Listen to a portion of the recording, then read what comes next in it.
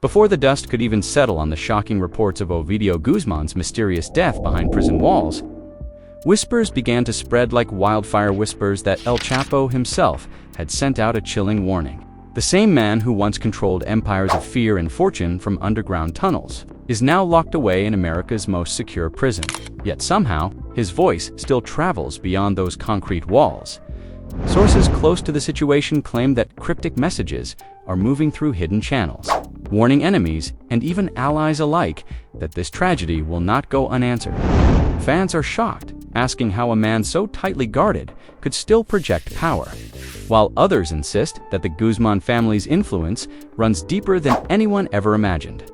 Emotions ran high as rumors of betrayal, cover-ups, and secret deals surfaced, with every new detail painting a darker, more terrifying picture. Was Ovidio's death truly an accident of prison violence?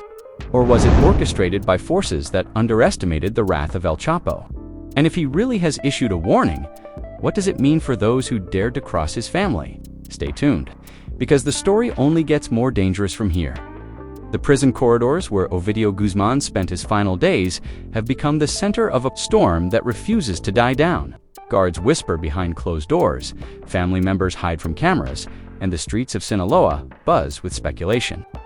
Was this truly the end of El Raton? Or was his death part of a larger game that only his father, the legendary El Chapo, could understand? From the moment the news broke, the atmosphere inside Culiacan shifted. Friends of the family described an eerie silence, as though the city itself was holding its breath. "We knew something was coming," one anonymous associate confessed, his voice trembling. "But we never thought it would be this." Inside the prison, reports conflict. Some sources insist Ovidio collapsed after a violent altercation, while others whisper about poisoning, about bribes gone wrong, and about officials who looked the other way. Every version of events feels darker than the last. What fans can't ignore, however, is that the very next day, a coded message was said to have spread through cartel networks. A message that carried El Chapo's unmistakable tone. Blood for blood, the words allegedly read, short, brutal, and terrifying. Families in Sinaloa are rattled. Mothers keep their children indoors. Fathers whisper about moving their families north. And yet, even as fear spreads, there's an undeniable fascination, because this isn't just about a death. This is about a dynasty refusing to fade into silence. Back in his maximum security cell, El Chapo's presence is described as colder than ever. Fellow inmates talk of a man who paces endlessly, who mutters to himself in Spanish about loyalty and betrayal. "They thought they could break me," he supposedly told another prisoner, "but they don't understand. They've only woken the monster again." The Guzman family itself is in chaos. Ovidio's brothers, known as Los Chapitos, are torn between grief and fury. Ivan Archivaldo, the most outspoken of the siblings, reportedly slammed his fist against a marble table during a private family gathering, yelling, "They killed our blood, and they expect us to sit quietly." His words echoed through the room, shaking even those who had sworn lifelong loyalty. But not everyone agrees on what comes next.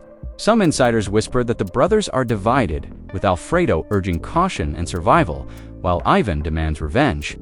That division is dangerous, because when loyalty fractures inside a family like the Guzmans, it's not just enemies who bleed. Meanwhile, fans on social media can't stop speculating. TikTok videos dissect every rumor, every blurred image of prison walls, every supposed leak from US authorities. "This isn't over," one viral clip proclaims, overlaid with ominous music. "This is just the beginning of the Guzman retaliation." The comment section is flooded with people asking whether El Chapo's warning is real, or just the product of fear-fueled imagination. But fear has power, and El Chapo has built an empire on it. Even locked away, his influence lingers like smoke that refuses to clear. Former associates recall his ruthless sense of family loyalty. "For Chapo, blood comes first," one old ally said. "Anyone who touches his sons, even in prison, signs their own death sentence." The more investigators dig, the more unsettling the picture becomes. Confidential files hint at secret meetings between rival cartel leaders and foreign officials in the weeks before Ovidio's death. Could these backroom deals have paved the way for what happened? If so, the chilling warning from El Chapo is more than just words. It's a declaration of war, one U.S. prosecutor, speaking off the record, admitted every time we think the Guzman legacy is finished, something happens that reminds us it's not. It never really ends. The betrayal angle is what grips fans the most. Rumors swirl that someone close to Ovidio may have sold him out, trading his safety for protection or profit. In this world, betrayal is the ultimate sin and the consequences are always catastrophic. Picture this, a dimly lit room in Culiacan where Ivan stares down a man accused of leaking Ovidio's movements. The silence breaks as Ivan whispers, "Tell me who paid you," or "Pray my father's warning doesn't reach you first."